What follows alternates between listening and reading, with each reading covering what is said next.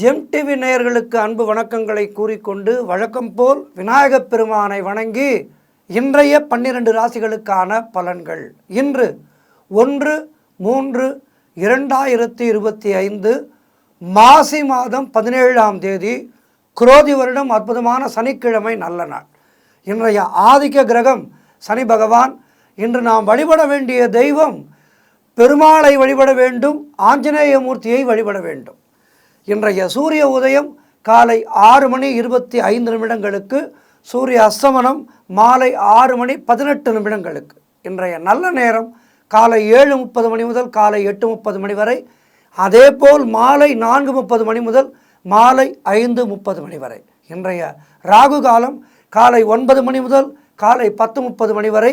இன்றைய யமகண்டம் மதியம் 1:30 முதல் மதியம் 3 வரை. இன்றைய குளிகை நேரம் இன்று காலை 6 முதல் காலை 7:30 வரை குளிகை நேரம். இன்றைய சுபகோரை சுக்கிரகோரை நேரம் மாலை 5 முதல் மாலை 6 வரை. இன்றைய நட்சத்திரம் இன்று மதியம் 1:43 வரை பூரட்டாதி, அதன் பின்பு உத்திரட்டாதி நட்சத்திரம்.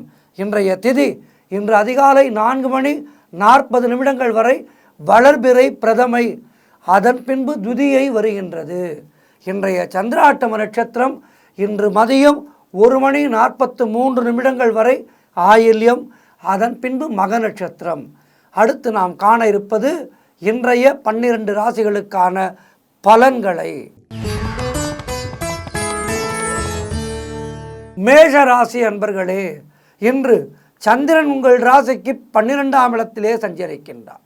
உங்களுடைய ராசி அதிபதி செவ்வாய் ராசிக்கு 3ஆம் இடத்திலே இருக்கின்றார். ஆகவே இன்றைய நாளிலே உங்களுக்கு வீண் விரயங்கள் உண்டாகும். ஆகவே உங்களுடைய கிரெடிட் கார்டு, டெபிட் கார்டு போன்றவற்றை வீட்டிலேயே வைத்து செல்வது நல்லது. தேவையில்லாமல் மற்றவர்களுடைய விஷயங்களிலே தலையிடக்கூடாது. பொருளாதாரம் மிகவும் நெருக்கடியாக இருக்கின்ற நாள் இன்றைய நாள். ஆகவே குலதெய்வ வழிபாடு வெற்றியை தரும். வீண் வாக்குவாதங்களை எல்லாம் தவிர்க்க வேண்டிய நாள். தொழில் சம்பந்தமான புதிய கடன் எதுவும் நீங்கள் வாங்காதீர்கள், யாருக்கும் கடன் கொடுக்காதீர்கள். மேலதிகாரிகளால் நெருக்கடிகள் உண்டாகலாம். ஆகவே மேலதிகாரிகளை அனுசரித்து செல்வது நல்லது. குடும்பத்திலே மற்றவர்களை அனுசரித்து செல்வது நல்லது. அதேபோல் உத்தியோக உயர்வு, பணியிட மாற்றம் போன்றவை ஏற்படும். உடல் ஆரோக்கியத்திலே எச்சரிக்கையாக இருக்க வேண்டும். ஆகவே மேஷராசியினரே, இன்றைய நாளிலே எச்சரிக்கையோடு இருக்க வேண்டும். இறை வழிபாட்டை நிறைய செய்யுங்கள், மௌனத்தை கடைபிடியுங்கள், பெருமாளை வழிபடுங்கள், ஆஞ்சநேய மூர்த்தியை வழிபடுங்கள். வாழ்த்துக்கள். ரிஷபராசி அன்பர்களே, இன்று சந்திரன் உங்கள் ராசிக்கு 11ஆம் இடத்திலே சஞ்சரிக்கின்றார். உங்களுடைய ராசி அதிபதி சுக்கிரன் ராசிக்கு 11ஆம் இடத்திலே இருக்கின்றார். ஆகவே இன்றைய நாளிலே நீங்கள் எதிர்பார்த்த பணம் கைக்கு வரும். உங்களுடைய வேலைகள் எல்லாம் நல்லபடியாக முடியும். மூத்த சகோதரர்கள் மூலம் நல்ல ஆதாயம் உண்டாகும். காரிய தடைகள் விலகி நீங்கள் எடுக்கின்ற முயற்சிகள் எல்லாம் வெற்றி கிடைக்கின்ற நாள். உடல் ஆரோக்கியத்திலே நல்ல முன்னேற்றம் உண்டாகும். வீடு, வண்டி, வாகன மாற்றம் உண்டாகும். எடுக்கும் முயற்சிகளிலெல்லாம் வெற்றியை பெறுகின்ற அற்புதமான நாள். சுபகாரியங்கள் நடக்கக்கூடிய நல்ல நாள். ஆகவே நீங்கள் திருமண வயதிலே இருப்பவராக இருந்தால் உங்களுக்கு திருமணம் நிச்சயமாகும். அல்லது இல்லத்திலே திருமண வயதிலே இருப்பவர்களுக்கு திருமணம் நிச்சயமாகின்ற அற்புதமான நாள். ஆகவே வரன் பார்க்க தொடங்கினால் இன்றைய நாளிலே அதற்கான முயற்சிகளை தொடங்குங்கள், நல்ல பலன் கிடைக்கும். தொழிலிலே நல்ல முன்னேற்றம் உண்டாகும். உழைப்புக்கு ஏற்ற ஊதியம் கிடைக்கின்ற நாள். கடன் பிரச்சனைகள் எல்லாம் முற்றிலுமாக தீர்கின்ற நாள். கடனை அடைக்கின்ற அளவுக்கு வருமானம் உயரும். ஆகவே நிம்மதி பெருமூச்சு விடுவீர்கள். நண்பர்கள் மூலம், உறவினர்கள் மூலம் நல்ல அனுகூலம் உண்டாகும். வேலை இல்லாதவர்களுக்கு நல்ல வேலை கிடைக்கும். இன்றைய நாள் ரிஷபராசினருக்கு அற்புதமாக இருக்கின்றது. பெருமாளை வழிபடுங்கள், ஆஞ்சநேய மூர்த்தியை வழிபடுங்கள். வாழ்த்துக்கள். மிதுன ராசி அன்பர்களே, இன்று சந்திரன் உங்கள் ராசிக்கு 10ஆம் இடத்திலே இருக்கின்றார். உங்களுடைய ராசி அதிபதி புதன் ராசிக்கு 10ஆம் இடத்திலே இருக்கின்றார். ஆகவே இன்று அரசு சம்பந்தமான ஆதாயம் உண்டாகும். சிலருக்கு வீடு, வண்டி வகையிலே நல்ல மாற்றம் ஏற்படும். சுப செலவுகள் ஏற்படும். தாய் வழி சொந்தங்களின் உதவிகள் எல்லாம் கிடைக்கின்ற நாள். கணவன் மனைவிடையே நல்ல ஒற்றுமை ஏற்படும். வீடு, வண்டி, வாகன யோகம் உண்டாகின்ற நாள். மீடியாவிலே வேலை பார்ப்பவர்களுக்கு இந்த நாள் அற்புதமான நாள். திருமணம் போன்ற சுபகாரிய பேச்சுவார்த்தைகள் இனிதே முடியும். மனம் மிகவும் சந்தோஷமாக இருக்கின்ற நாள். வீடு கட்ட எதிர்பார்த்திருந்த முயற்சிகள் எல்லாம் நல்லபடியாக நடக்கும். பொருளாதாரம் திருப்திகரமாக இருக்கும். உடல் ஆரோக்கியம் மிகவும் சிறப்பாக இருக்கின்றது. உத்தியோக உயர்வு, பணியிட மாற்றம் போன்றவை ஏற்படும். மொத்தத்தில் இந்த நாள் சந்தோஷமான நாளாக இருக்கின்றது.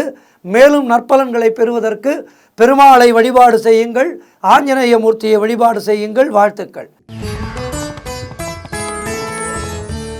கடகராசி அன்பர்களே, இன்று சந்திரன் உங்கள் ராசிக்கு 9ஆம் இடத்திலே இருக்கின்றார். ஆகவே இன்றைய நாளிலே உங்களுடைய முயற்சிகள் எல்லாம் வெற்றியை கிடைக்கும். நீங்கள் எடுக்கின்ற முயற்சிகள் எல்லாம் வெற்றி கிடைக்கின்ற அற்புதமான நாள். சிலருக்கு குழந்தை பாகியம் உண்டாகும். நினைத்தது அனைத்தும் நல்லபடியாக நடக்கக்கூடிய நல்ல நாளாக இருக்கின்றது. அலுவலகத்திலே புதிய பொறுப்புகள் மகிழ்ச்சியை தரும். உடல் ஆரோக்கியத்திலே நல்ல முன்னேற்றம் உண்டாகும். எதிர்பார்த்த பணம் கைக்கு வரும். தொழில் மற்றும் வியாபாரத்திலே நல்ல லாபம் உண்டாகும். திருமணம் போன்ற சுபகாரிய பேச்சுவார்த்தைகள் கைகூடி வருகின்ற நாள்.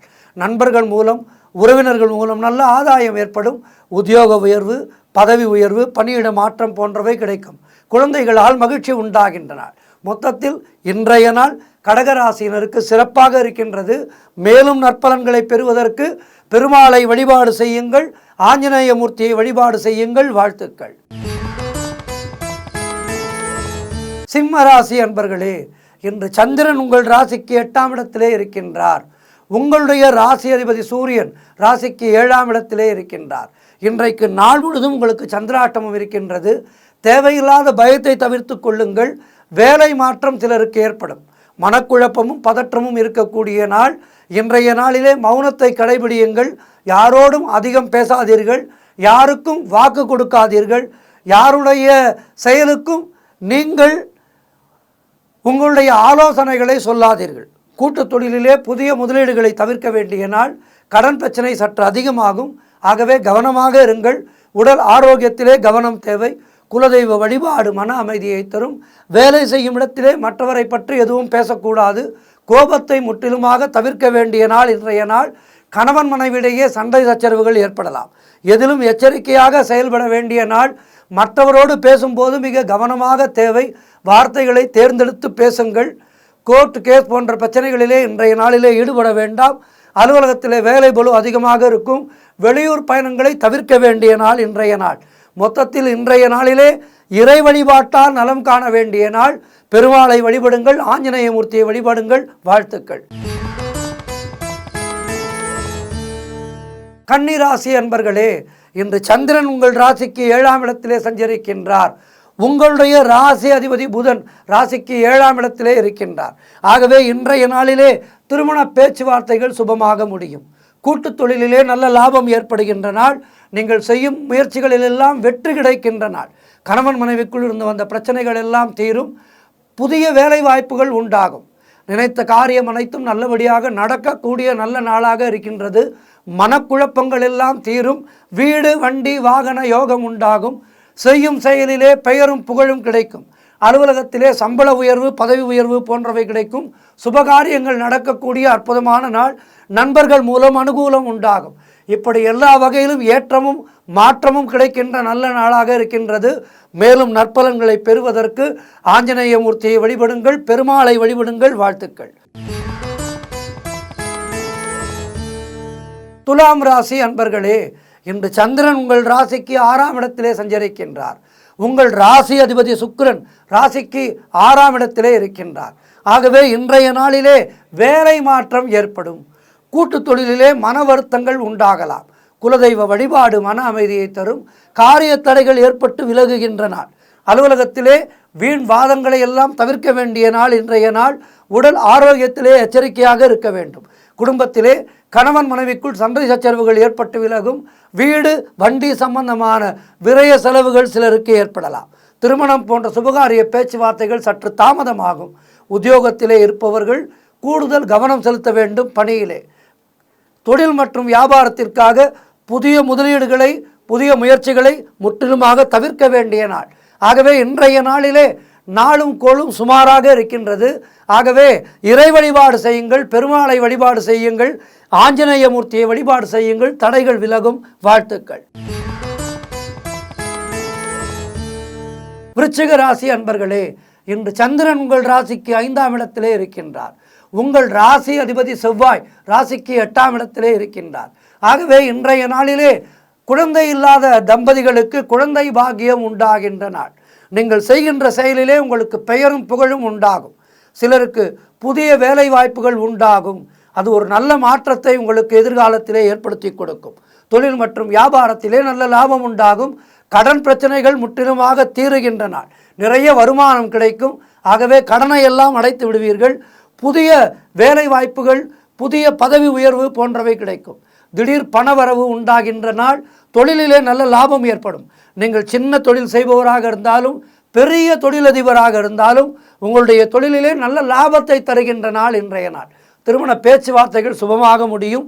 குடும்பத்திலே ஒற்றுமை சந்தோஷத்தை தரும். மேலும் நற்பலன்களை பெறுவதற்கு பெருமாளை வழிபாடு செய்யுங்கள். ஆஞ்சநேய மூர்த்தியை வழிபாடு செய்யுங்கள். வாழ்த்துக்கள்.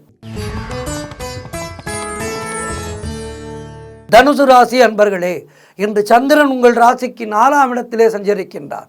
உங்கள் ராசி அதிபதி குரு ராசிக்கு 6ஆம் இடத்திலே இருக்கின்றார். ஆகவே இன்று பணவரவு அதிகமாக இருக்கும். வீடு, வண்டி, வாகன யோகம் உண்டாகும். சொந்த நிலம் வாங்குவதற்கான முன்பணத்தை கொடுப்பீர்கள் இன்றைய நாளிலே.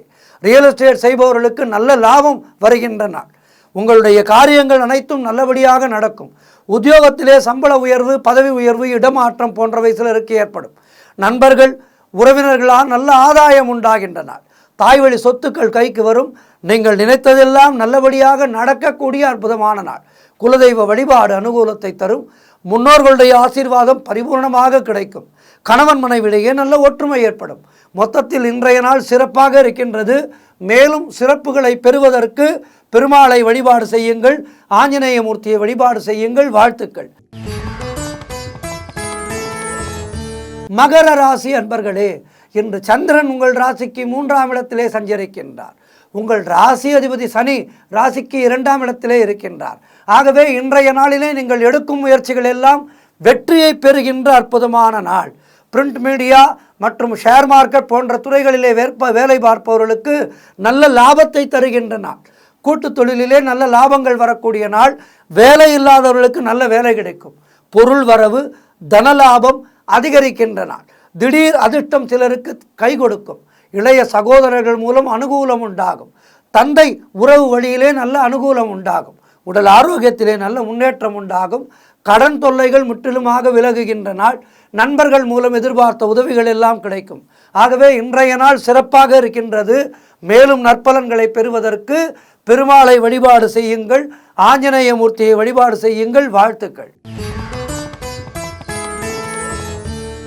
கும்பராசி அன்பர்களே, இன்று சந்திரன் உங்கள் ராசிக்கு 2ஆம் இடத்திலே இருக்கின்றார்.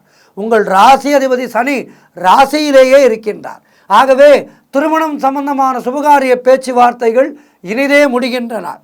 உறவினர்களோடு இருந்து வந்த மன வருத்தங்கள் எல்லாம் தீரும். தொழில் மற்றும் வியாபாரத்திலே நல்ல முன்னேற்றம் உண்டாகும். அலுவலகத்திலே இருந்து வந்த நெருக்கடிகள் எல்லாம் குறையும். கடன் பிரச்சனைகள் முற்றிலுமாக தீரும். பொருளாதாரம் திருப்திகரமாக இருக்கின்றது.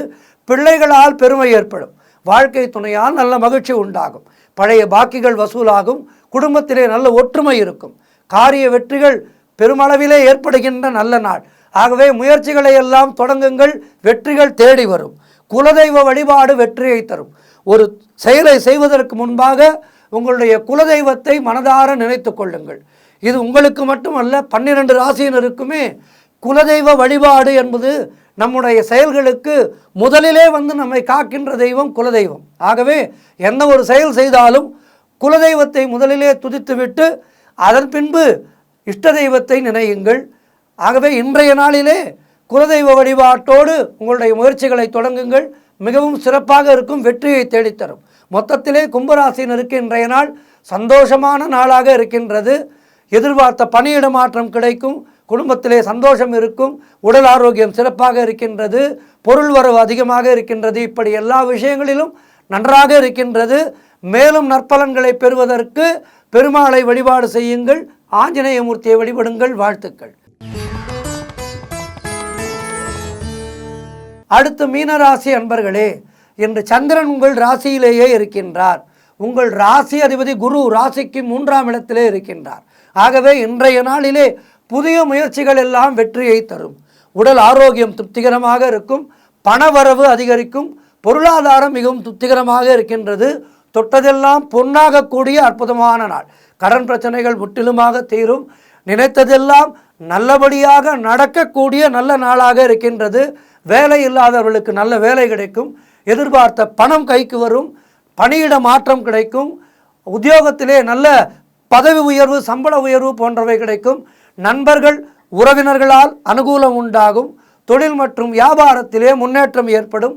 காரிய தடைகள் எல்லாம் விலகி நீங்கள் எடுக்கும் முயற்சிகளிலெல்லாம் வெற்றி கிடைக்கின்ற அற்புதமான நாள். மொத்தத்தில் இன்றைய நாள் சிறப்பாக இருக்கின்றது. மேலும் நற்பலன்களை பெறுவதற்கு பெருமாளை வழிபாடு செய்யுங்கள், ஆஞ்சநேய மூர்த்தியை வழிபடுங்கள். வாழ்த்துக்கள். 12 ராசியினருக்கும் இன்றைய நாளிலே சிறப்பான பலன்கள் தேடி வருவதற்கு பிரார்த்தித்துக் கொள்கின்றேன். நவல்கோள்களும் உங்களுக்கு துணையாக இருக்கட்டும். விநாயகப் பெருமான் அதற்கு முற்றிலுமாக அருள் புரியட்டும், ஆஞ்சநேய மூர்த்தி அருள் புரியட்டும் என்று பிரார்த்தித்து கொண்டு விடைபெற்றுக் கொள்கின்றேன். நன்றி, வணக்கம். இன்றைய ஆன்மீக தகவல். எந்த ஒரு செயலை செய்வதற்கும் விநாயகப் பெருமானுடைய அருள் வேண்டும், குலதெய்வத்தினுடைய அருள் வேண்டும். எல்லாவற்றுக்கும் மேலாக மூல பரம்பொருளான நமசிவாயனுடைய, அதாவது சிவபெருமானுடைய அருள் நமக்கு வேண்டும். நமக்கு இந்த வாழ்விலே எல்லா விதத்திலும் நற்பலன்களை பெற்று வாழ்வதற்கு சிவபெருமானுடைய அருள் என்பது மிக மிக மிக முக்கியமானது. ஓம் நம சிவாயா, ஓம் நம சிவாயா என்று சாதுக்கள் எல்லாம் அடிக்கடி சொல்வதை கேட்டிருக்கலாம். இந்த 5 எழுத்து மந்திரத்துக்கு அஷ்ட ஐஸ்வர்யங்களையும் நமக்கு அருள்கின்ற வல்லமை உண்டு. சிவபெருமானை தரிசனம் செய்ய வேண்டும் என்றில்லை.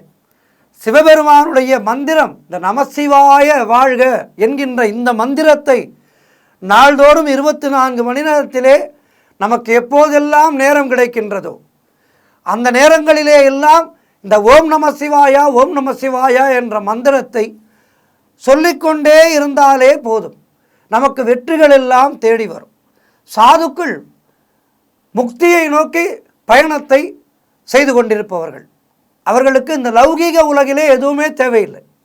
அவர்களுடைய நோக்கம் எல்லாம் சிவனுடைய திருவடியை பற்றி கொண்டு பிறவியில்லா பெருவாழ்வு பெறுவது ஒன்றே சாதுக்களுடைய லட்சியம். ஆகவே சாதுக்கள் எல்லோரும் இந்த பிறவியில்லா பெருவாழ்வை பெறுவதற்காக ஓம் நம சிவாயா என்ற மந்திரத்தை சொல்லிக்கொண்டே இருப்பார்கள். பிறவியில்லா பெருவாழ்வையே தருகின்ற அந்த மந்திரமானது லௌகீக வாழ்வையிலே நமக்கு வேண்டியவற்றை தராதா? ஆகவே இந்த ஓம் நம சிவாயா என்ற மந்திரத்தை நாள்தோறும் சொல்லிக்கொண்டே இருக்க வேண்டும். இந்த சிவநாம ஜபம் என்பது யம பயத்தை போக்கும். அதாவது மார்க்கண்டேயனுடைய கதை நம்ம எல்லோருக்கும் தெரியும். மார்க்கண்டேய மகரிஷியினுடைய தாயார் வெகு காலமாக அந்த தம்பதிகளுக்கு குழந்தை இல்லை. குழந்தை பேருக்காக சிவபெருமானை வணங்குகின்றார்கள். சிவபெருமான் மார்க்கண்டேயனுடைய தாயாரின் பக்திக்கு மெச்சி நேரிலேயே வந்து வரம் தருகின்றார். அப்போது உனக்கு எப்படிப்பட்ட குழந்தை வேண்டும்? ஆயுள் அற்பமாக இருந்து மிகப்பெரிய அறிவாளியாக ஞானஸ்தனாக இருக்க வேண்டுமா, அல்லது முட்டாளாக இருந்து 100 வருடம் வாழ வேண்டுமா என்று கேட்கின்றார் சிவபெருமான். மார்க்கண்டேயனுடைய தாயார் சிவபெருமானிடம் முட்டாளாக 100 வருடம் வாழ்வதை விட நல்ல புத்திவானாக ஞானஸ்தனாக 16 ஆண்டுகள் இருந்தாலும் போதும், ஆகவே எனக்கு அப்படிப்பட்ட குழந்தை தான் வேண்டும் என்று கேட்கின்றார். சிவபெருமானும் வரத்தை அளித்து விடுகின்றார். மார்க்கண்டேயர் பிறக்கின்றார். மிக அற்புதமாக வளர்கின்றார். சிறு வயதிலேயே அபார ஞானஸ்தனாக கல்வி கலை எல்லாவற்றிலும் வல்லவனாக விளங்குகின்றார். பக்தியிலும் சிறந்து விளங்குகின்றார். அப்படி இருக்கையிலே 16வது வயது பிறக்கும் போதே அவருக்கு மரணம் சம்பவிக்கும் என்று இருக்கின்ற காரணத்தினாலே தாயார் 15 வயது ஆகும்போதே, தாயார் தன்னுடைய மகனுக்கு 15 வயது ஆகும்போதே பயம் கொள்ள ஆரம்பிக்கின்றாள். என்றாலும் அவளுடைய பதிவிரதா பக்தியும் மார்க்கண்டேயனுடைய பக்தியும் மார்க்கண்டேயனுக்கு என்றும் 16 என்கின்ற ஒரு அற்புதமான வரத்தை கொடுத்து சிவபெருமான் ஆட்கொண்டதை நாம் எல்லோரும் அறிவோம். ஆகவே இந்த பஞ்சாட்சர மந்திரம் நமசிவாயா என்ற மந்திரமானது முக்தியை மட்டுமல்ல, இக வாழ்விலே நமக்கு தேவையானவற்றையும் தருகின்ற அற்புதமான மந்திரம். பரமேஸ்வரனை ஆராதித்து வழிபட்டால் யமபயம் வராது. மார்க்கண்டேயன் அதன் மூலமாகத்தான் அந்த சிவ பஞ்சாட்சரத்தை சொல்லி சொல்லி சொல்லியே என்றும் 16ஆக வரம் பெற்றார். இந்த பிரதோஷ காலம், சிவராத்திரி காலம் இவையெல்லாம் சிவனுக்கு உகந்த காலங்களாகும். பிரதோஷ நேரத்திலே சிவபெருமானை நினைத்து இந்த நமசிவாயா என்ற மந்திரத்தை நாம் உச்சரித்தால் நமக்கு 6 மாத காலங்கள் சிவபெருமானுடைய மந்திரங்களை சொன்ன பலன் கிடைக்கும். அதேபோல் சிவராத்திரி, மகா சிவராத்திரி மாசி மாதத்திலே வருகின்றது. இந்த மாசி மாத மகா சிவராத்திரியிலே சிவபெருமானை இந்த 4 கால பூஜைகளிலும் கலந்து கொண்டு தரிசித்து அவனுடைய நாமத்தை சொல்பவர்களுக்கு ஆயுள் முழுதும் சிவபெருமானுடைய மந்திரத்தை சொன்ன, சிவபெருமானை தரிசித்த பலன் நமக்கு கிடைக்கும் என்று சொல்கின்றது ஐதீகம். ஆகவே இந்த காலம் அந்த காலம் என்றெல்லாம் நேரத்தை கடக்காமல் சிவபெருமானுடைய மந்திரத்தை உச்சரித்து கொண்டே இருக்க வேண்டும். இப்படி சிவநாமத்தை உச்சரித்து கொண்டே இருப்பவர்களுக்கு சகல பாக்கியங்களையும் அளித்து, அதாவது 16 பேர்கள், கலையாத கல்வி, குறையாத வயது, இப்படி 16 பேர்கள் சொல்கின்றார்களே, இந்த 16 பேர்களையும் நமக்கு தரவல்லது சிவபஞ்சாட்சர மந்திரம். ஆகவே ஆலயத்துக்கு சென்று அமர்ந்துதான் சொல்ல வேண்டும் என்றில்லை. நம்முடைய அன்றாட காரியங்களிலேயே அவற்றை செய்யும் போதே நாம் சிவபஞ்சாட்சர மந்திரத்தை வாய்விட்டோ அல்லது மனதுக்குள்ளேயோ ஜெபித்து கொண்டே இருக்கலாம். சிவனை வழிபடும் போது ருத்ர ஜபம் செய்வது வழக்கம். அதையடுத்து ஷமகம் சொல்வது வழக்கம்.